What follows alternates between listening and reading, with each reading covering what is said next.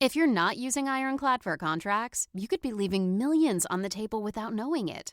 Every contract holds renewal dates, pricing terms, and obligations you can't afford to miss. But good luck finding them when it matters. Ironclad's AI instantly surfaces what matters so you can act before opportunities slip away. That's why they're trusted by OpenAI, L'Oreal, and Salesforce. Find the savings hiding in your contracts at ironcladapp.com/podcast. That's ironcladapp.com/podcast. Hello and welcome to episode 296 of the Clean Energy Show. I'm Brian Stockton. I'm Jay Swinningham. This week, big oil has gone too far. They're accused of slowing down every damn thing we talk about on the show, and I'm mad as hell. In fact, I'm going to need to take a hit on the Clean Energy Show defibrillator in order to continue the show. A hydroelectric dam in Newfoundland, Canada has frozen over for the very first time. Things haven't been this chilly in Newfoundland since world champion Newfoundland curler Brad Gushue announced his retirement. James, can we insert a different joke here for our listeners outside of Canada? No!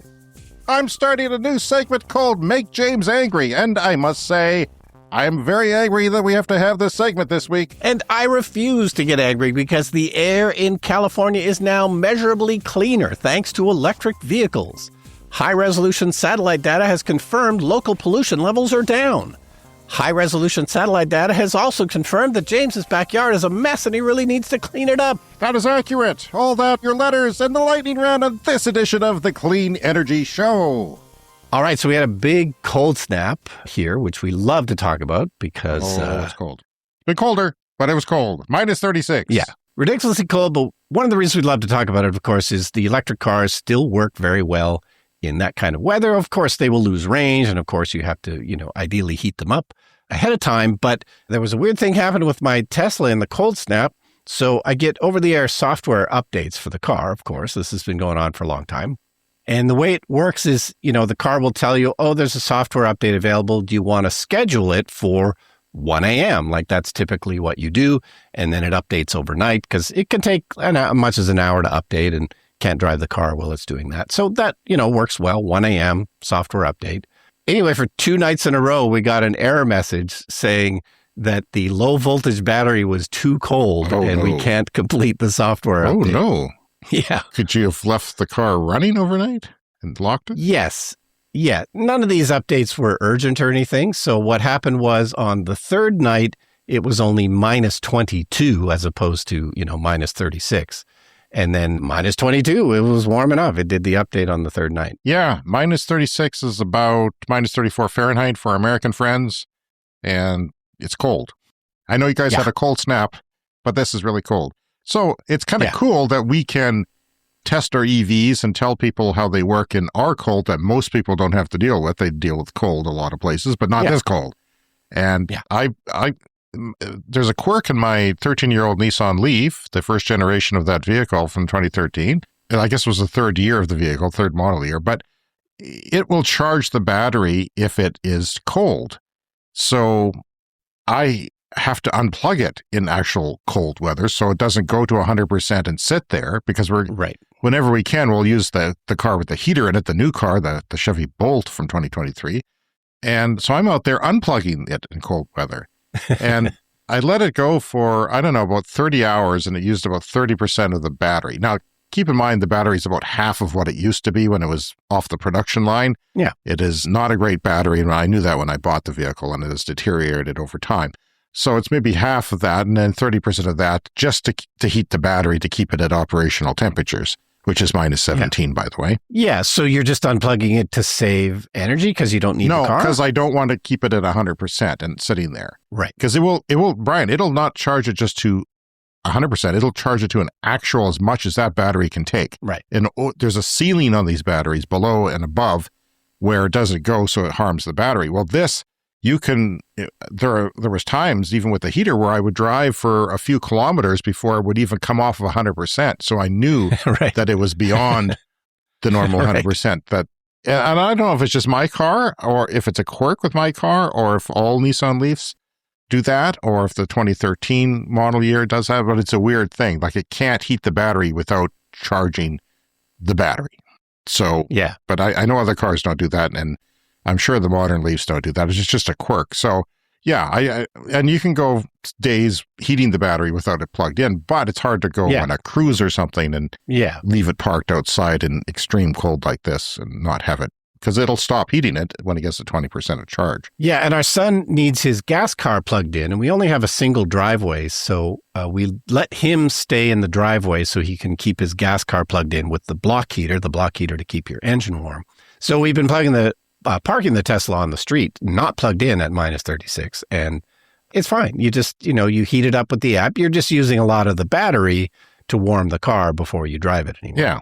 And I think the Teslas use more power than my Nissan Leaf, because it's pretty, I think it's like cycles at 300 watts or something like that. Then once it reaches minus 12, it turns off Celsius. And then when it goes back to minus 17, it cycles on again.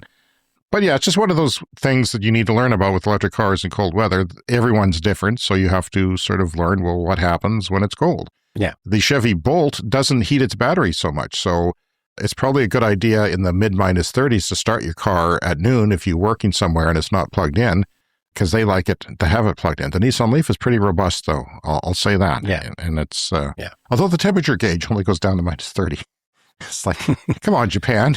It gets colder than that. It stops at minus 30. It stops at minus 30. It doesn't go lower. Yeah. So all my videos of driving at minus 40 make me look like a liar because the dash says minus 30. But yeah. So that's our cold snap for this year, hopefully. It's like the Y2K problem of the not enough digits. Right. All right, we have a follow-up this week. Last week, we talked about New Jersey, which was toughening up the laws for electric bicycles because, of course, they can be quite fast and quite dangerous. People do sometimes get hit and they sometimes get hurt. And shout out to our friend Mike for passing this story along. It's from The Guardian. Amsterdam is now looking to ban fat tire e-bikes specifically. So you've probably seen one of these. Specifically fat bikes. Why? Because they look dangerous? Because they are bigger and heavier. Okay. But not that much. Well, I don't know. I mean, I looked at the pictures in the article and it's like, yeah, you wouldn't really want that going down a bike path if it was going too fast. And of course, what happens is that people hack them to go faster. Like they are limited by law to 15 miles per hour, which is about 24 kilometers an hour. But we know from reading the internet that you can go in and you can hack these things and get them to go faster. So a lot of people have done that and they can go then 25 miles an hour. It says in the article 5,000 fat bike riders were treated in ER departments last year in the Netherlands. Really? Yes. Fat bike riders? Yes, specifically. Not fat bike riders, but fat bike riders. Yes. In the Netherlands, they just call them fat bikes. I would call it a fat tire bike. And a lot of those are young people aged 12 to 15, according to the statistics.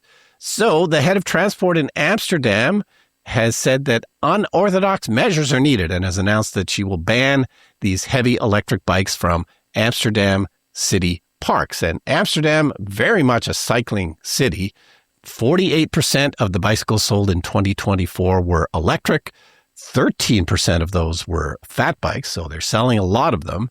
And in Amsterdam, a third of the journeys are made by cycling. So, bikes are a huge, huge thing in Amsterdam. And, I don't think before now anybody was particularly worried about them being dangerous. I'm a little bit mad about that. I think that's biased against it.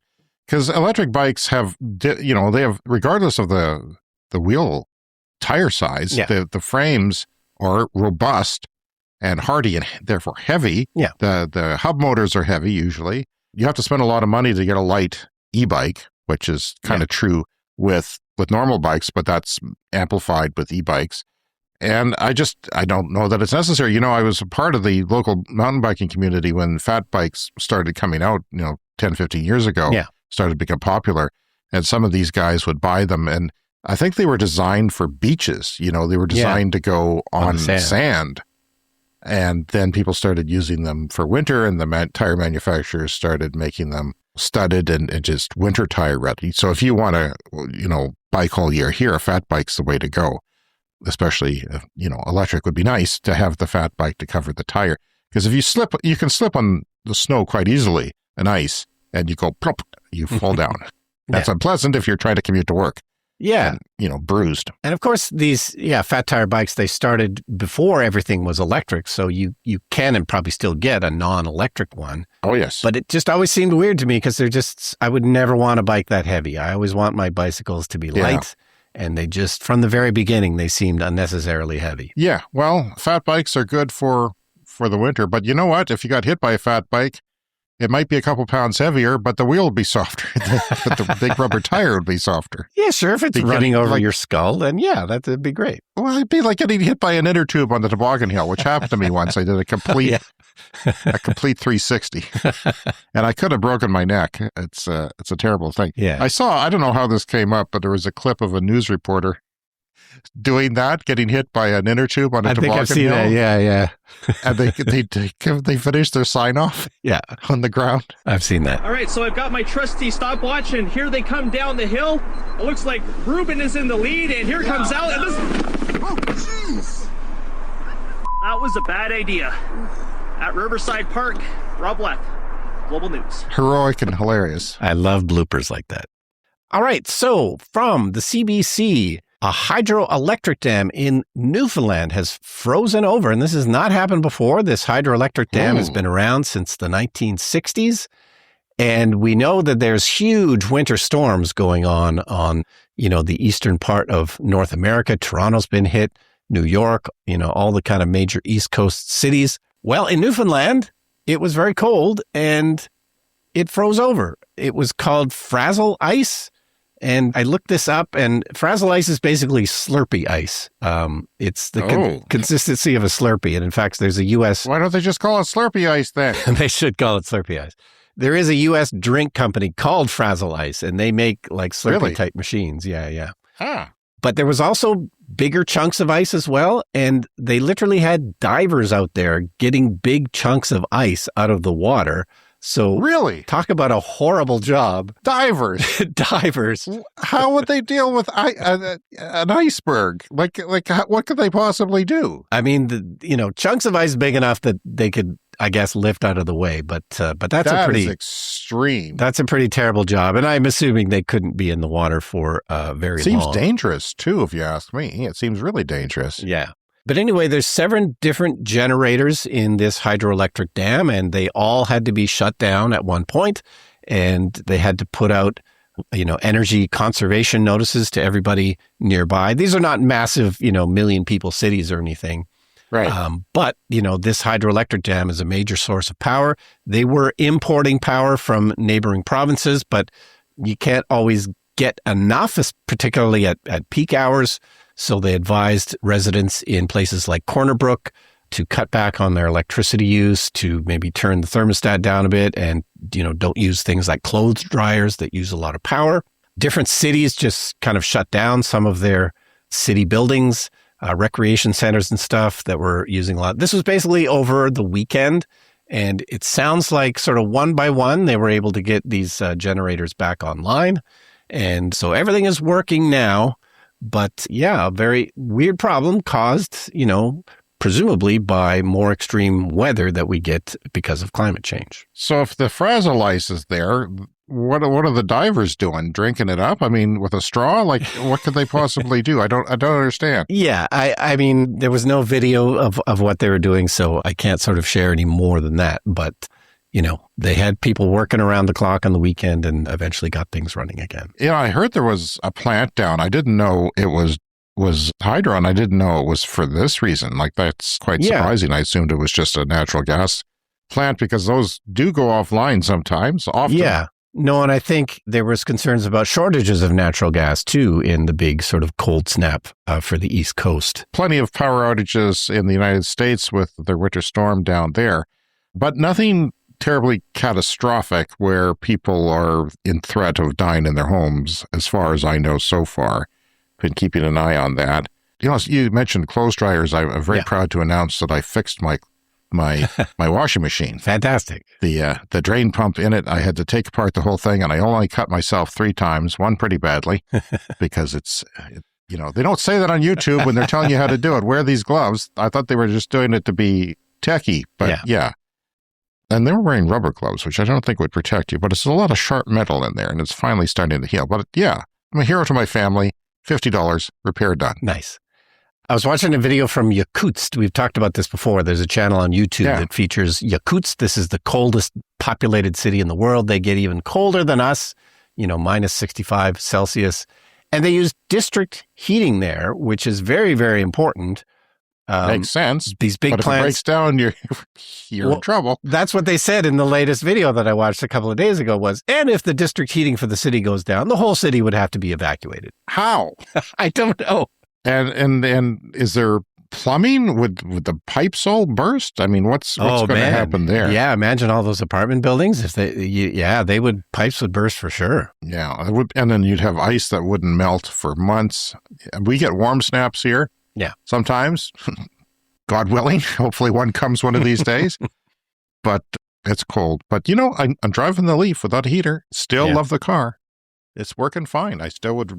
I'm getting by just fine, thank you. Now it's time for Make James Angry. Because I hate this stuff, Brian. So I'm angry. Some things make me angry. You know that. I'm an emotional person.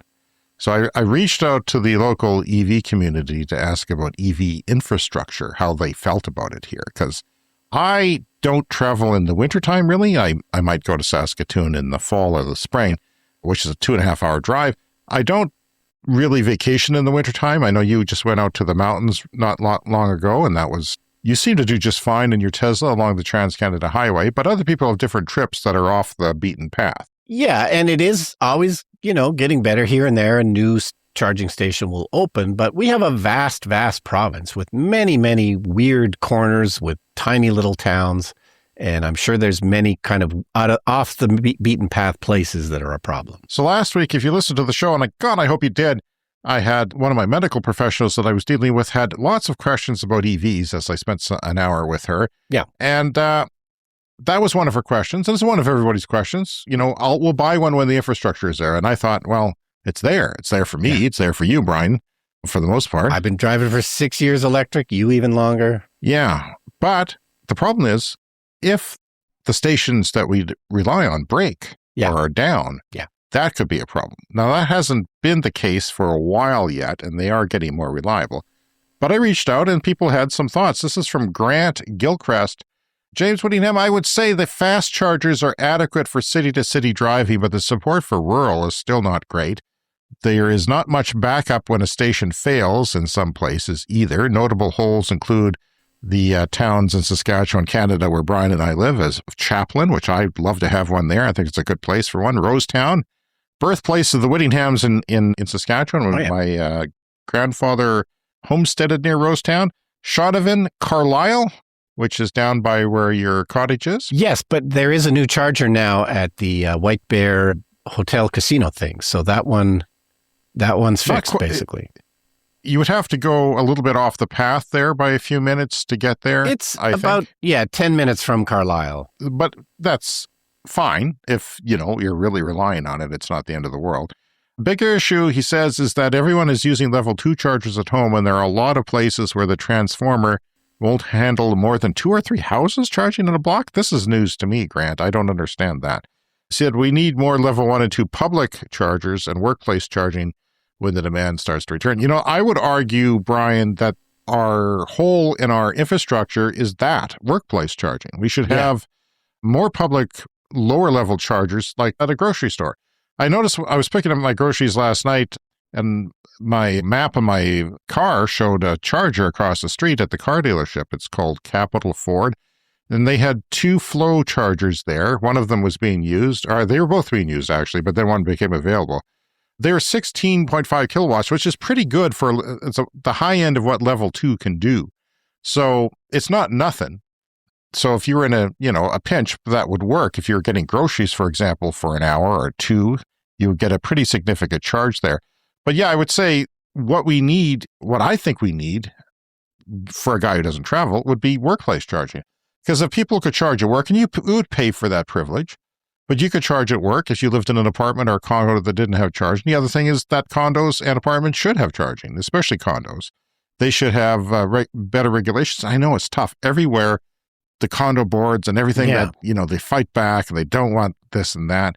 But if you could level one charge at a normal household outlet, which is 110 volts in North America, you would get 7 kilometers an hour in a parking garage. Yeah. And less the bigger the vehicle, the less that would be because it's less efficient. But in a car, for example, that's what you should get.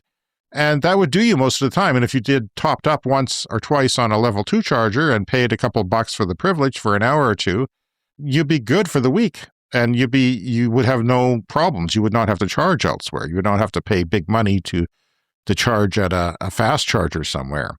So that's my thinking, and we're way behind on that in North America. There are some cities like Vancouver, Seattle, Portland, Oregon, and maybe some places in California that are the city level is working to get that regulations in place. But even they are fighting it. And Matthew Pointer, who is a leader in our EV community in Saskatchewan and a big benefit to that fight, he says, sadly, DC fast charger installations in Saskatchewan are going to slow down significantly in the coming years. Why, he says? The demand fees charged by SaskPower, the public government-owned utility, is high. A lot of companies feel it is too expensive to justify and are moving onto markets that have more affordable power, and who can blame them? There is a way around it, though. Battery energy storage and backup is a way to minimize the charger installation. By pulling so much power from the grid, you can pull a small amount of power and then charge the car quickly. Now, there are some places like that in Vancouver and around BC at the On the Run convenience stores. They have chargers. I've used them because they were free the first year I went out there. Yeah. 2.5 years ago, which is fantastic. Not only were they free, but they gave me a hefty discount on their burger meal inside the restaurant. It's like, charge for free and get a discount.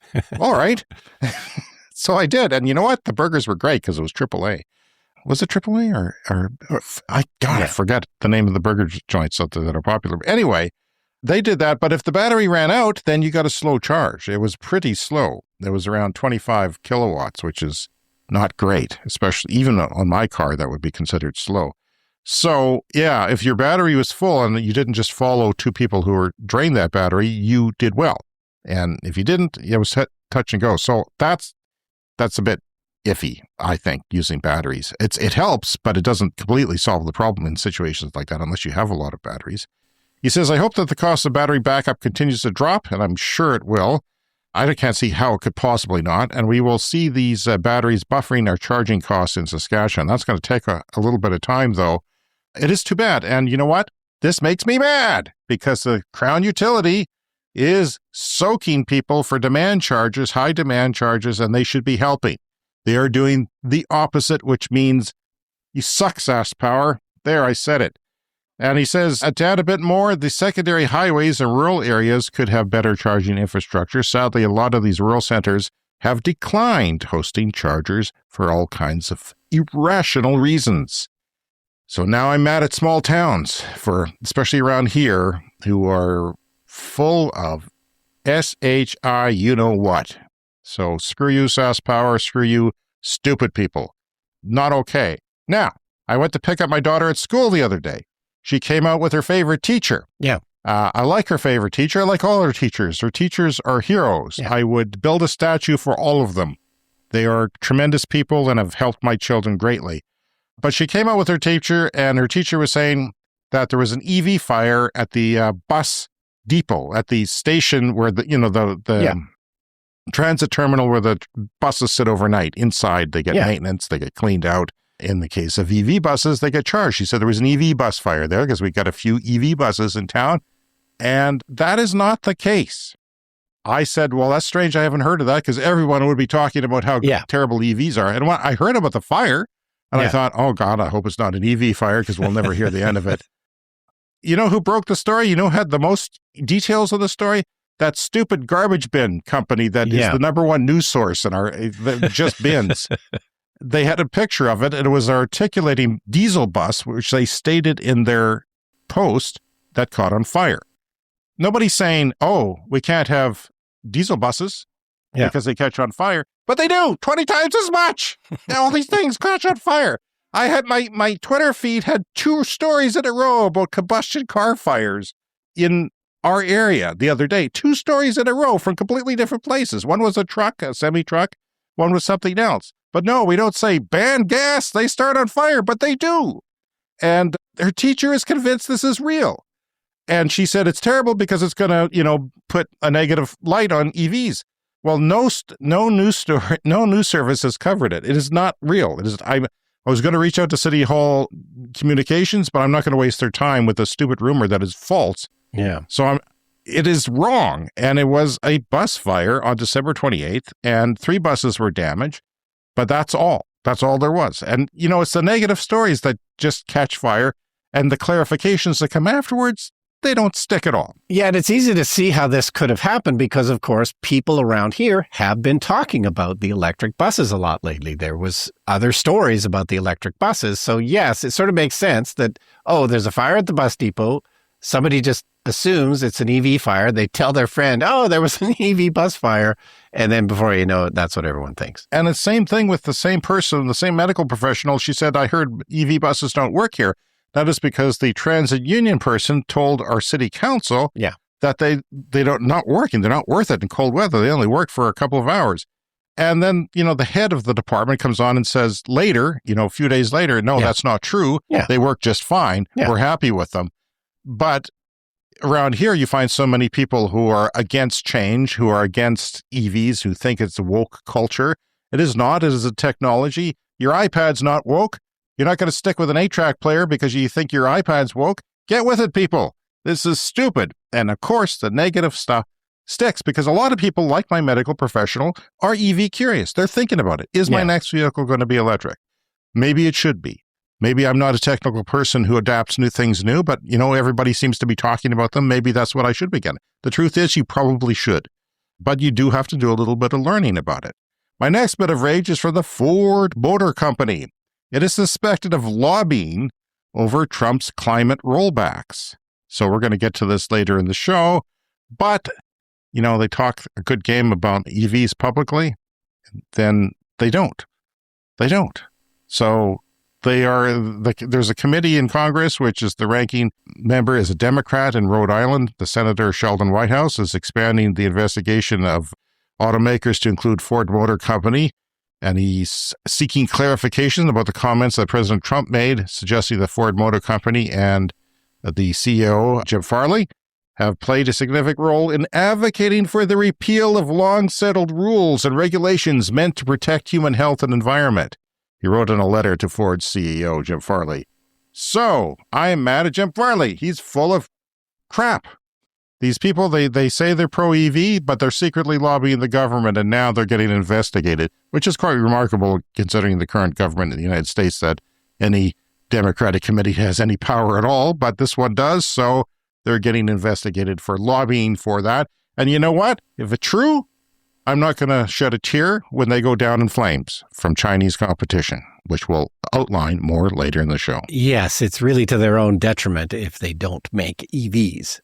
All right, well, we've got a good news story here for a change. James, this should calm you down. This should lower your blood pressure.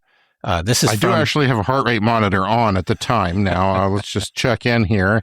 Going to measure it, and should only take a few seconds, Brian, if you stand by and have some heart rate measuring music. But we don't have a live band yet. We should work on that. We should have a live band. Okay? For situations. It's 75. It's a little bit high. It's a little high. It's not, I'm going to have a heart attack, but it's for a resting rate, it should be a bit lower. All right. So yes, from Electric, EVs are usually framed as a long-term climate solution, which of course they are because we need to reduce greenhouse gas emissions. But cleaner local air is where many of the immediate public health benefits should show up. And NO2 is produced by burning fossil fuels and is linked to asthma attacks, bronchitis, and higher risks of heart disease and stroke. Well, now a new study from the University of Southern California says that the satellite evidence is finally strong enough to measure in terms of local clean air. So they found that as more zero-emission vehicles hit California roads, air pollution dropped in nearby neighborhoods. Using high-resolution satellite data, the team linked EV adoption to the first statistically significant real-world drop in nitrogen dioxide, which is that harmful traffic-related pollutant. So the headline number is modest but measurable. For every 200 zero-emission vehicles added in a neighborhood, the nitrogen dioxide levels fell by about 1.1% between 2019 and 2023. So between those years, 2019 to 2023, the typical neighborhood added about 272 zero-emission vehicles, with most adding between 18 and 839. And as the zero-emission vehicle numbers increased, the NO2 levels consistently declined. I woke up to many air quality alerts this morning, and my air quality monitor is an indoor Amazon air quality monitor. One of them that I use for VOCs, the only one that I have for VOCs, volatile organic compounds, the things that will give you neurological disorders, cancer, and many other bad things. It was at 86 out of 100 this morning, early this morning. And that, I assume, is bad. But I don't have exact readings of what particular things were there. And by the way, our air quality monitor is offline, because I don't know why, but I have to go to the shed to figure it out, and I'm too scared to do that. It's a life and death journey right now, but in a couple of days when it's sunny out, I'll make that journey. Yeah, it'll be better when it warms up, and maybe it's the ultra cold temperatures are a problem. No, I don't think so, because even my indoor little Amazon air quality monitor, I have another one here if you're watching the video. It's just a little thing like so. Got a little mesh screen on it here. It's tiny. But I've got it mounted upside down in a container to keep the water out, and it's been working fine. It's, as far as I know, it's working fine. I don't know if its accuracy has gone down, but it seems like a lot of times between 4, 5, 6 a.m., I think industry is dumping things, or there's certain water patterns. It gets bad a lot in the wintertime out there. But fortunately, my windows are closed because it is so cold. But it's a terrible thing, this air that we are breathing, and to clean it up with cars. You know, if we all went electric, the oil refinery wouldn't have to be in business, and it wouldn't be polluting us. And even the steel mill may not be in business because it makes largely oil pipelines and oil infrastructure and natural gas, I think, as well. But yeah, that's where we are. It's sickening. Let's dip into the mailbag, Brian. Why not, I say? This is from Bob. Bob 1 or 2, I don't know. Is there a competition between the two? Is there a Bob 3 out there? We're still waiting for Bob 3 to show his face. And I know that it can be a competitive world for Bobs, but if you're out there, Bob 3, send us a letter or join our Patreon. It says, "Hi guys, I don't know if you've seen this video, but it seems really impressive to me, BYD's new suspension." And he has a link. Seems to be more benefits to electrifying than just propulsion. I was impressed by the car shaking off snow. Yeah, this car in this video, this BYD car, has independent, because it's electric, and I only do this because it's electric, it has independent electric motors on the wheels, and the car is just shaking the snow off like a dog. Yeah, like a dog. It's wild. But the video, Bob, seems to be one of these AI-voiced videos. I'll play you a clip. It's kind of annoying. At each corner of the car, there is a 3-phase linear electromagnetic motor. Imagine a high-speed It's either that or somebody's trying to pretend they're AI. It's a little too dramatic, but yeah, it's all footage from BYD promoting their independent suspension, which is a very cool thing because they show glasses of water going over bumps, like the road bumps completely go away with this. It's not air suspension. It's anticipating the road and changing instantly. It's quite amazing, actually. We have more listener mail, Brian. Yeah, this one is from Eric. The reason I Googled this is that I saw a story in the local news about the ferry system upgrades and ferry replacements, and the story didn't mention even once that the replacement ferries are going to be electric. That's the kind of world we're living in. Yeah. Why even mention it? It's not such a huge deal anymore. Well, the hope is that they don't mention it because it's so commonplace that they don't need to mention it, but they aren't really commonplace yet, so it seems like a weird omission. I thought that this was curious and wonder why they would choose to leave out that important information. I wonder what your thoughts are about this news story. Keep up the fantastic work on the podcast. And that's from Eric. And electric ferries, always a good thing. San Francisco Bay Ferry.com/reef is where you can find this. So they are doing 150 passenger electric ferries by 2027. They must be small. Zero-emission Treasure Island service, delivery of 400 passenger electric ferries in 2028, opening of a Mission Bay ferry terminal in 2028, there's a seaplane route that they are electrifying. That's different. That's also ahead of what they're trying to do in Vancouver. So that's interesting, 2028. I don't know what their timelines are, and I have not heard anything about that lately.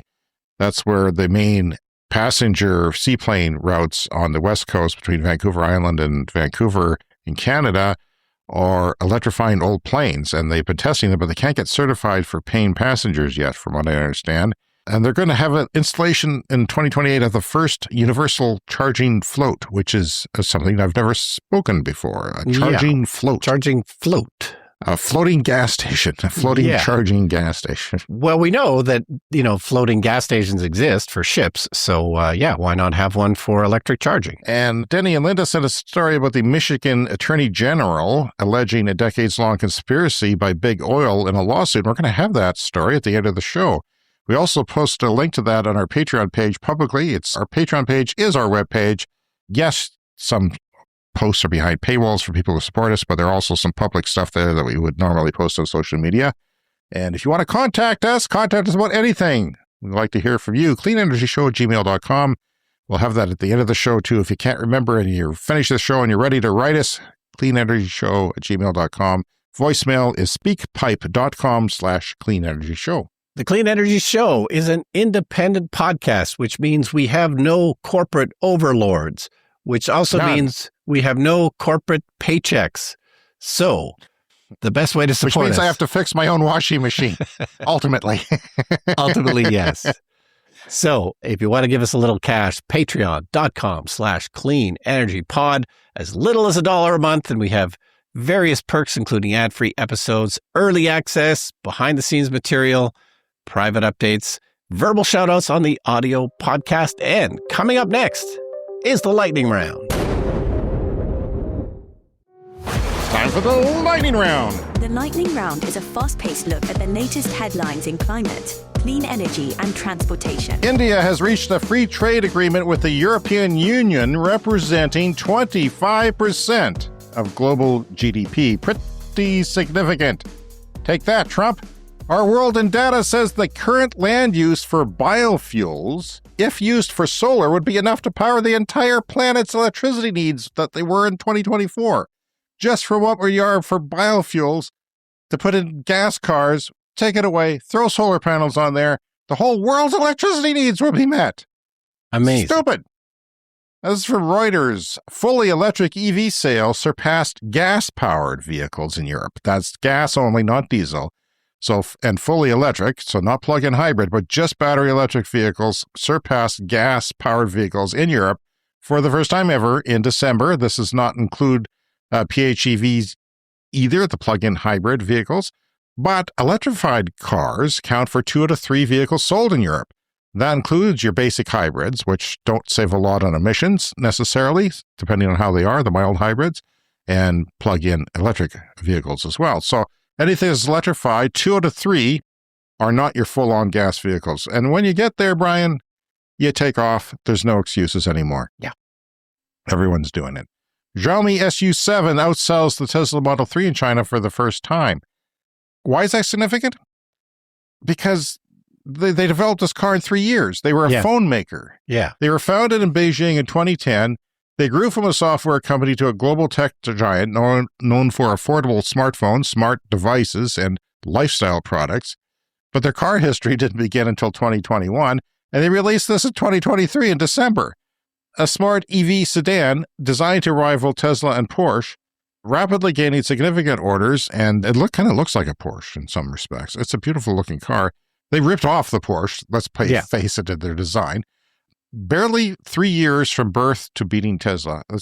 That's why I don't see a future for a lot of car companies that exist now, because if a smartphone maker can do that in China and make a compelling car that is so compelling it is outselling the Model 3, which is a pretty compelling car, especially in China where you don't care about the politics of the CEO, then that's crazy.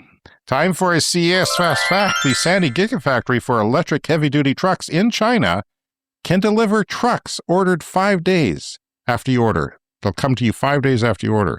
And it's manufactured to specifications in 5 days and sent to you. And they can achieve 817 kilometers range with one single charge.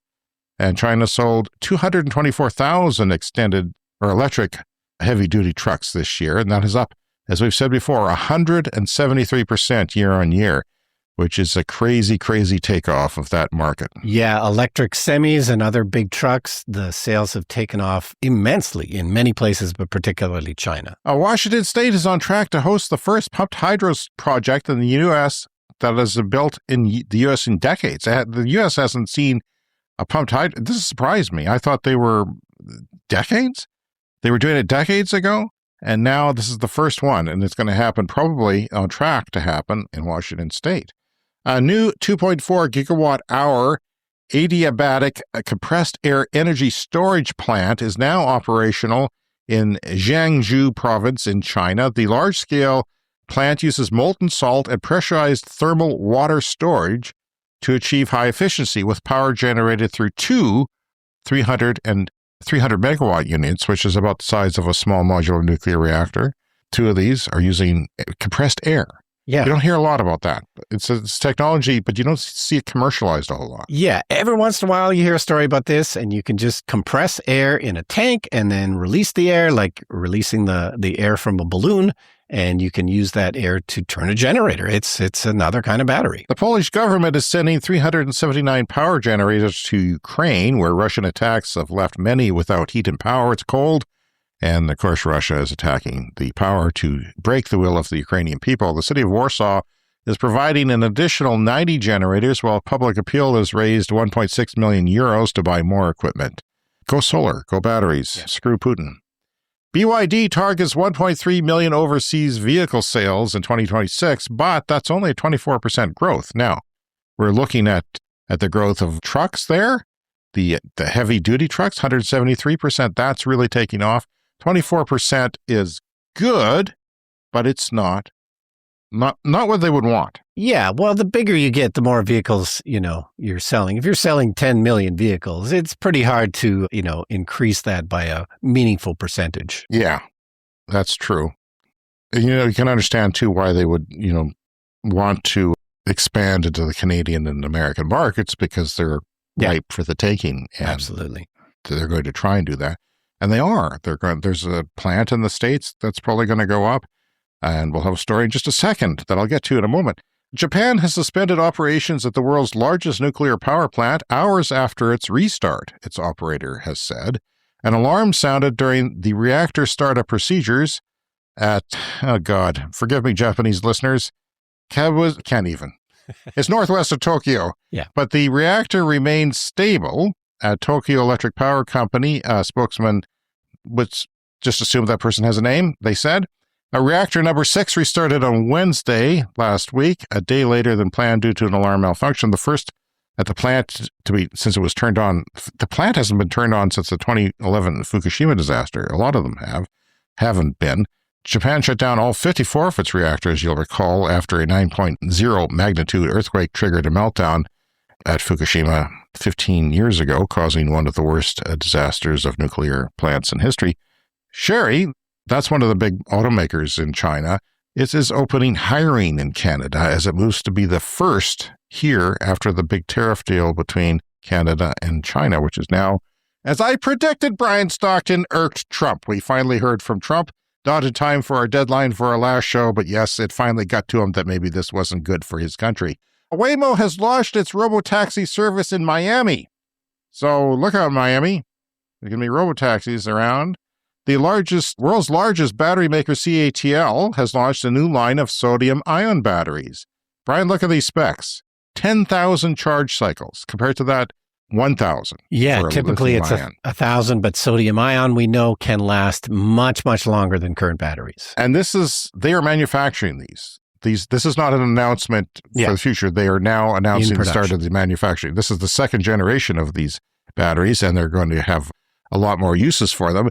Get this, we were talking about cold weather earlier. Well, at minus 40, without heating the battery, we're not talking about my car that heats the battery in minus 40. It will have 90% of its capacity at 40 below Celsius. Yeah. So without even heating it, it's going to have 90%. You throw a little bit of heat in there, it's probably going to be higher than that.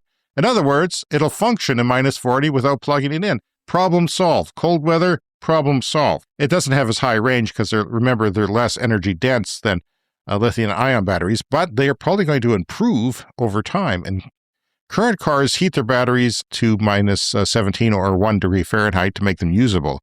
So sometimes you have to plug them in if your battery's not fully charged. And this will come at a really low cost, $10 to $19 per kilowatt hour of storage, which is about 4 times cheaper than lithium-ion batteries. Now, it's not that now, but they are saying that they're already a bit cheaper than lithium-ion in certain applications, like energy storage for power grids. And we'll see that there's a pathway to get there pretty quickly to tend. Yeah, it's over, buddy. It's over. Gas, everything, over.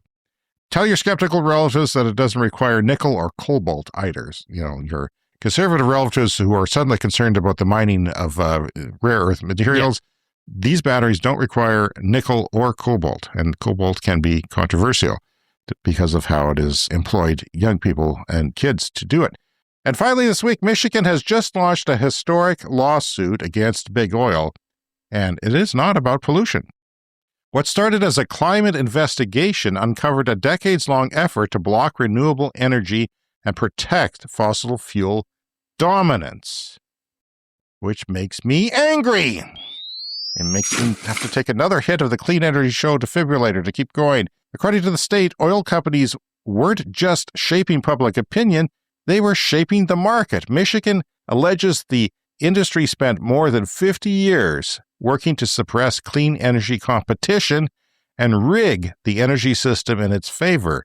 Investigators say they set out to understand the financial damage caused by climate misinformation. Instead, they uncovered what the Attorney General of Michigan now calls one of the most successful antitrust conspiracies in U.S. history. And you know what? There's been a few. It's big competition if you want to compete to be the biggest. This lawsuit could change things, Brian Stockton. Michigan's Attorney General filed an antitrust lawsuit against 4 major oil companies last Friday, including, well, all the big majors. They claimed that they have colluded for decades to reduce production and distribution of renewable energy and electric vehicles. The lawsuit was filed in the United States District Court in Western Michigan and named BP, Chevron, ExxonMobil, and Shell, as well as our favorite people, the good people, fresh from hell at the American Petroleum Institute, who like to mix things up in people's perceptions of the world and lie and put out bad information. They said the group acted as a cartel, agreeing to reduce the production and distribution of electricity from renewable resources and to restrain the emergence of electric vehicles and renewable primary energy technologies in the United States, which makes me angry. I hope it makes you angry. Buy your Clean Energy Show defibrillator on our webpage. We'll start selling them. The lawsuit noted that in the 1970s, Exxon developed the first hybrid gas-electric vehicle technologies, publicly showed an electric motor integrated into a hybrid gas propulsion system installed into a Chrysler Cordoba. Do you remember that? Do you remember who sold those on TV? Was that Ricardo Montalban? Ricardo Montalban, yeah. I knew you'd remember that. Right, and it had rich Corinthian leather. Cordoba. To drive it is to experience the pleasure of a truly roadworthy automobile in the Chrysler tradition of luxury. Yes, even rich Corinthian leather. And partnered with Toyota to develop a hybrid gas-electric vehicle using a Toyota Cressida chassis, which I'm not too familiar with the Cressida. But Exxon never marketed that innovative hybrid engine technology and consistently has deferred meaningful investment in its lithium-ion and graphite-based battery technologies for EVs, the lawsuit said.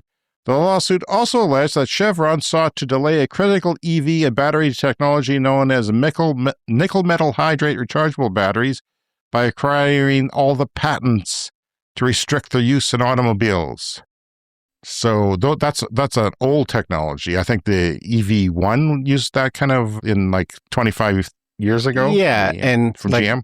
Rechargeable batteries for appliances before lithium-ion, I think they would often be nickel metal hydride and weren't quite as good. This lithium-ion improved on those, but they were still usable. You could have made a car with those probably. If you had a AA rechargeable battery around the house, that's probably what it was made of. But yeah, so we knew this was happening, and this lawsuit could really stick it to them. A lot of the analysts online are saying so. I hope they're right. All right. You can find us on social media, Clean Energy Pod. That Patreon is patreon.com/cleanenergypod. The email, cleanenergyshow@gmail.com. And remember to please hit the follow or subscribe button on your podcast app, and we will get you new episodes every week. Please do join us on Patreon and support the show, patreon.com/cleanenergypod. Thank you to our Patreon Clean Club executive members, Green Bastard, Brent Rutley. And thank you all who support our podcast. We'll see you again in 7 days. Yeah, see you next week.